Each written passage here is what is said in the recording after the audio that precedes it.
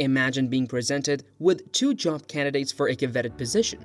Both possess impressive resumes, boast stellar references, and seem equally capable. How would you make your decision? Would you trust your gut instinct or meticulously analyze their qualifications? Welcome to the fascinating world of thinking fast and slow by Daniel Kahneman, where the interplay between our intuitive, impulsive mind, System 1, and our conscious, analytical mind, System 2, takes center stage.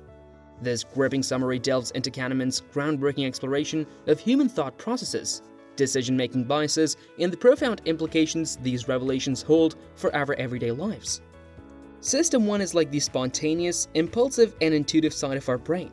It's the fast-thinking system that operates effortlessly and automatically, constantly working behind the scenes to make sense of the world around us. Think of System 1 as your personal mental superhero, tirelessly working in the background, analyzing patterns, and making snap judgments. It's the system responsible for recognizing faces, completing simple calculations, and driving a car on a familiar route while you're lost in thought, or belting out your favorite tunes. The beauty of System 1 is its efficiency. It jumps into action when it senses a potential threat or when faced with an easy task. It doesn't require much effort, making split-second decisions without you even realizing it. Think of it as your brain's autopilot mode, allowing you to navigate your daily routines without becoming mentally exhausted. However, System 1 is not flawless, my curious companion. It comes with its fair share of quirks and biases. While it excels at processing information rapidly, it can sometimes leave us astray. System 1 has a penchant for jumping to conclusions based on limited information, often relying on heuristics or mental shortcuts. These shortcuts can be both a blessing and a curse. They save us valuable time and mental energy, enabling us to make split-second decisions. But occasionally, they introduce errors and biases into our thinking. System 1 can be easily swayed by our emotions, memories, and even subtle contextual cues. It can make us prone to snap judgments and irrational choices, leading us down a path of cognitive illusions. On the other hand, System 2 is the slowpoke of these two systems. It's the part of our mind that kicks into action when we need to think more carefully and rationally. It's the responsible one, the voice of reason. When System 2 is at work, it requires conscious effort and active mental processes. It's like putting on your thinking cap and giving a task your full attention.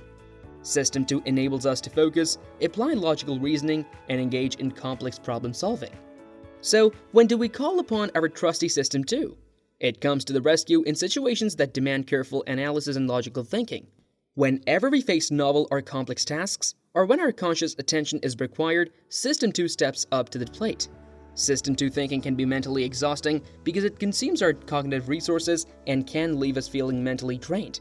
So, when faced with challenging decisions or tasks, it's no wonder we sometimes feel the strain. Now, although System 2 is a powerhouse, it does have its limits. It operates within a limited capacity. Once we have exhausted our mental resources, our thinking becomes less reliable, and we may find ourselves defaulting to our trusty System 1. The automatic thinker. System 1 and System 2 work together in harmony, like the dynamic duo of cognition. System 1 provides us with initial impressions, associations, and intuitions, and System 2 swoops in to examine, evaluate, and even override those automatic responses. You might think that System 2, being rational, is immune to biases and errors. But nope, not quite. Even System 2 thinking can be influenced by biases and cognitive errors. These sneaky mental shortcuts can sway our judgment, decision-making, and perceptions. But the thing is that by recognizing these biases and actively engaging our System 2 thinking, we can mitigate their effects. It's like putting on our critical thinking cap and taking a step back to make more informed choices. One of the main points emphasized in the book is that our minds are prone to certain biases called cognitive biases. These biases can affect the way we perceive information and lead to us to make decisions that may not be rational, all without us even realizing it.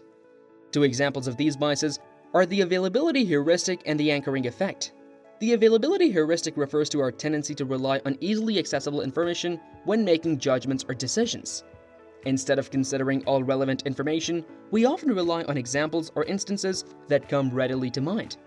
For example, if we are asked to assess the likelihood of a certain event happening, we might base our judgment on recent or memorable instances, rather than looking at the larger picture. The anchoring effect, on the other hand, occurs when we rely too heavily on the initial piece of information we receive when making decisions.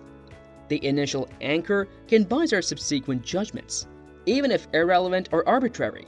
For example, if we are told an item is originally priced at $100 but is on sale for $50, we might perceive it as a great deal, even if the item's actual value is lower than the original price.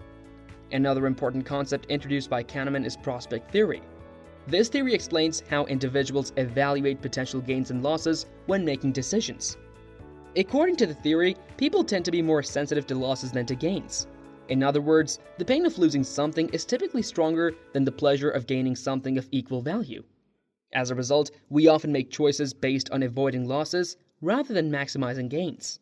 The book also discusses the peak end rule, which suggests that our memories or experiences are heavily influenced by the most intense moments and how those experiences end. This means that the way an experience peaks in terms of positive or negative emotions and the way it concludes strongly shapes our overall perception of the experience. For example, let's take a vacation and it ends with a negative experience, such as a delayed flight or lost luggage. It can significantly impact our memory of the entire trip. Throughout Thinking, Fast and Slow, Kahneman encourages readers to question their own thinking processes and challenge deeply ingrained assumptions about human rationality. The book provides valuable insights into how we make decisions, highlights the flaws in our thinking, and offers suggestions on how we can improve our decision-making abilities. By understanding these biases and being aware of their influence, we can strive to make more informed and rational choices in our daily lives. Now, the last and most important takeaway from the book is loss aversion. Loss aversion refers to our tendency to strongly prefer avoiding losses or acquiring equivalent gains. In other words, the pain of losing something feels much greater than the pleasure of gaining something of equal value.